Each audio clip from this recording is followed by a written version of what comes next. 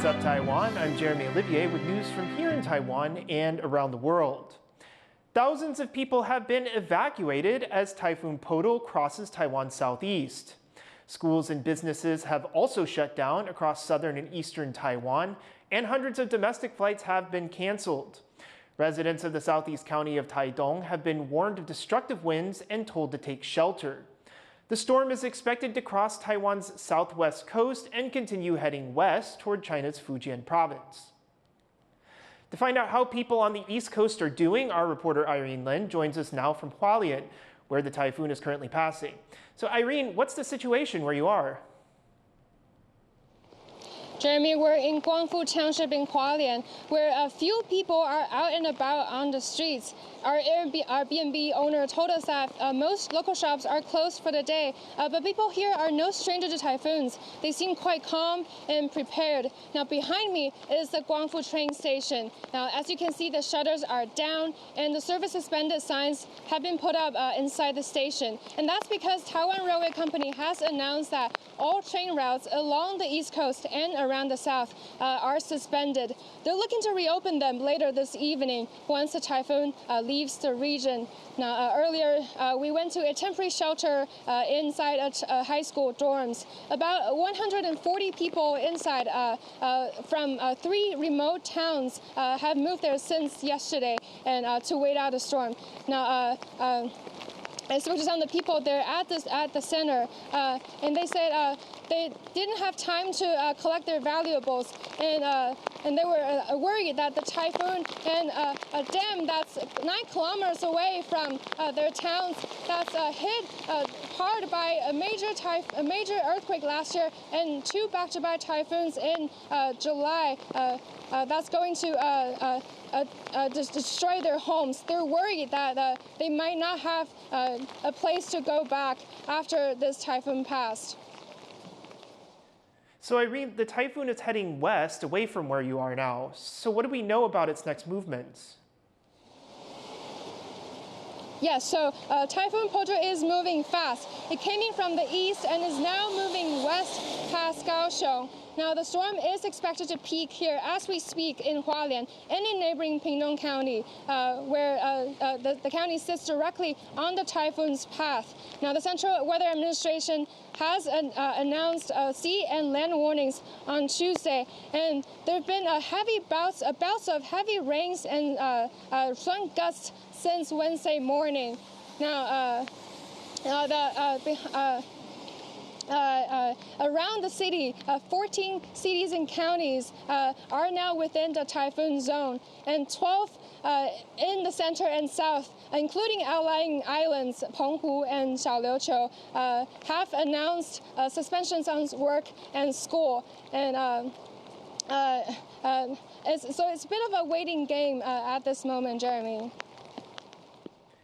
Thanks, Irene. That was Irene Lin reporting from Hualien in eastern Taiwan. Taiwan's economy minister says the country may need to continue its investments in the U.S. to secure a lower tariff rate from Washington. 我们台湾去谈，我在想跟大家互动，我说我要现在无细清哦，不能做派讲。Guo made the comments at an energy forum on Wednesday. It comes as Taiwan's government works to lower a 20% tariff on most of its goods to the U.S.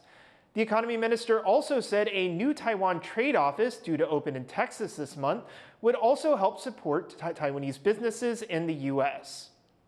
我们在这个月可能会把这个德州的贸易服务中心建立起来，然后接着可能会建立在这个其他的州。主要的目的还是帮助我们中小企业、中小微型企业在做出口的时候具有更大的这个竞争力。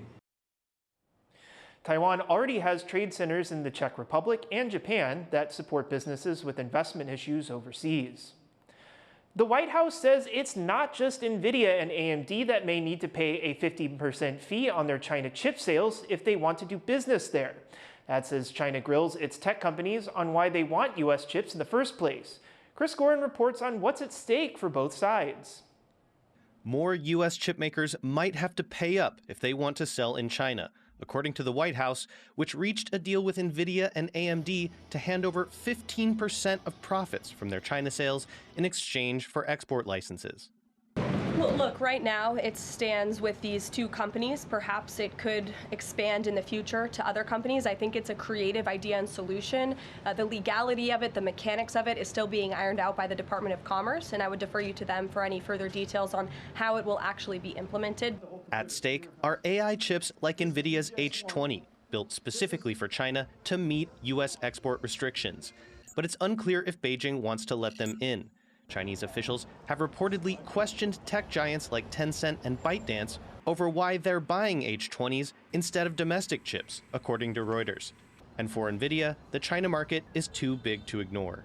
We already saw NVIDIA, for example, pull back by, I think it was $50 billion pullback on a 10-year forecast because of its loss of China.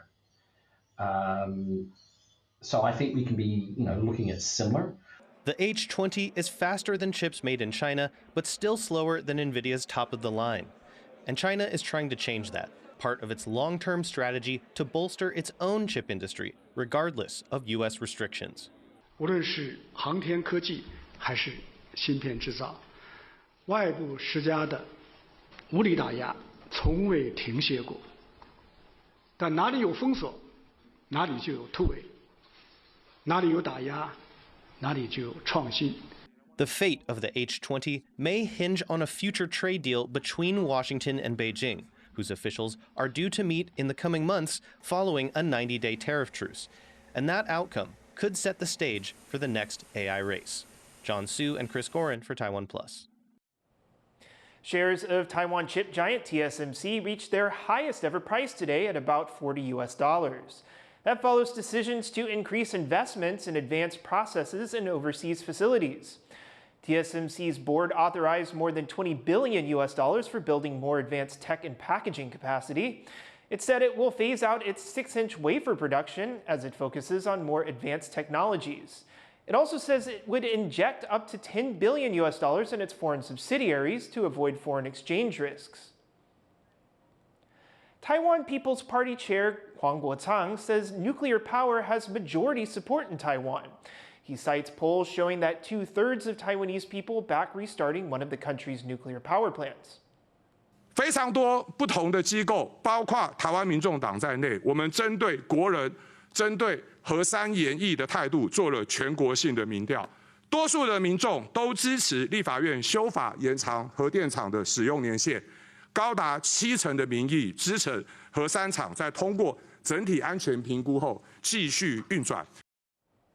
Huang was speaking at a debate over nuclear power use in Taiwan. The country will hold a referendum on August 23rd, asking voters if they support restarting the Ma'anshan nuclear power plant in the south. During the debate, Huang's opponent argued that doing so would come with huge safety risks as the surrounding area is seismically active. 台电也对核三重新进行地质调查，并在最新的报告中指出，被归类为活动断层的恒春断层直接穿越了核三厂的厂址，并且距离反应炉不到900公尺。The referendum will be held alongside recall votes for 7 opposition Kuomintang lawmakers. An Air Force base in Alaska is getting ready to host U.S. President Donald Trump and Russian President Vladimir Putin for a meeting on the war in Ukraine. There's a wide range of views about what the talks could achieve, from optimism to concern and skepticism. John Van Trieste reports. In just a few days, the eyes of the world will be focused on this U.S. Air Force base in Alaska. It's a bit quiet here right now, but come Friday, Trump and Putin will be here face-to-face, trying to make some kind of progress on ending the Russia-Ukraine war. There's even talk Ukraine's President Volodymyr Zelensky could come too. Washington is already abuzz, with the White House press secretary getting a range of questions about what will and won't happen during the talks. Are you optimistic that a deal will emerge from this meeting, or is he simply going to listen? I think this is a listening exercise for the president. Look, only one party that's involved in this war is going to be present. And so this is for the president to go and to get, again, a more firm and better understanding of how we can hopefully bring this war to an end. And Trump himself appears confident about the meeting. Well, we're going to have a meeting with Vladimir Putin, and at the end of that meeting, probably in the first 2 minutes, I'll know exactly whether or not a deal can be made. How will you know that? because that's what I do. I make deals. But not everyone feels so upbeat, especially in Europe. Trump's suggestions of a land swap between Russia and Ukraine appear to be non-starters, even among those who welcome Trump's diplomacy. A statement by EU leaders, minus Hungary, reads that, quote, international borders must not be changed by force. The people of Ukraine must have the freedom to decide their future. Poland's prime minister has been especially direct, saying that his own country's interests are directly tied to Ukraine holding on to its territory. To znaczy, Ukraina nie może tej wojny przegrać i nikt nie ma prawa wywierać presji na Ukrainę, jeśli chodzi o ustępstwa terytorialne czy inne decyzje, które pachniałyby kapitulacją.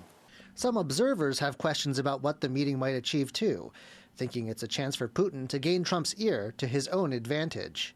This is one of the key objectives of the Kremlin ahead of the Trump-Putin summit in Alaska. It's putting forward proposals that are unacceptable for Ukraine in order to present Ukraine as an uncooperative and ungrateful actor to Trump's peace brokering efforts. And in turn, that could also create and drive a wedge between the US and the European allies. And one former Trump advisor says there may be motives behind the meeting that go beyond ending the fighting.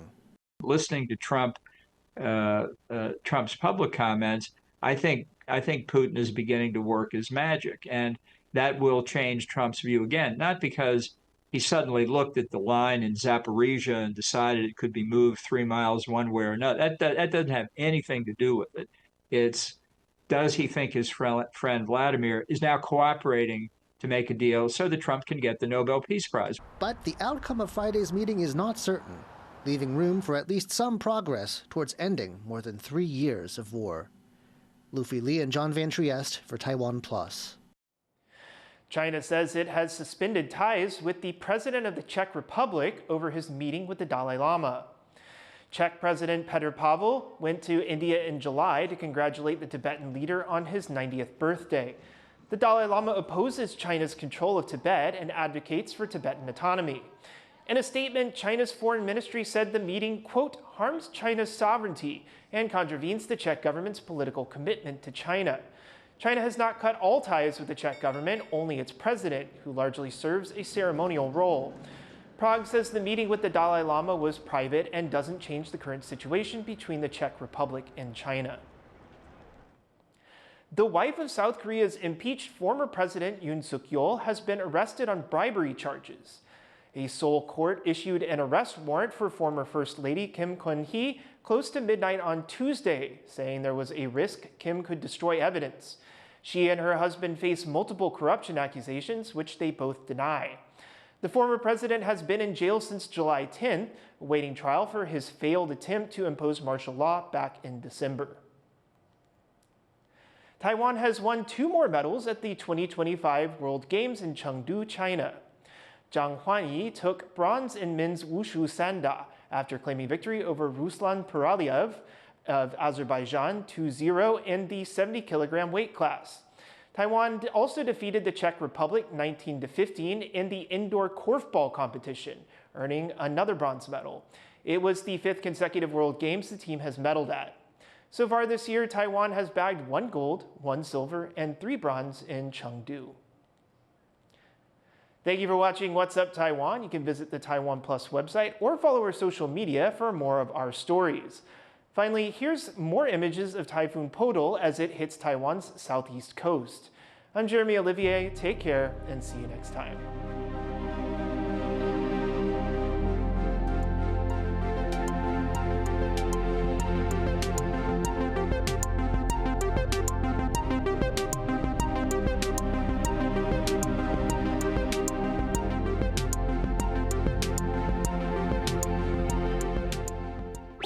Thank you for sharing our passion for food and Taiwan. Veggie Island explores the vibrant world of plant-based cuisine. Wow, this is amazing. While Taiwan on the Rocks uncovers the stories and craftsmanship behind every sip. Have you ever tried Taiwanese beer? Are you ready to taste even more of Taiwan?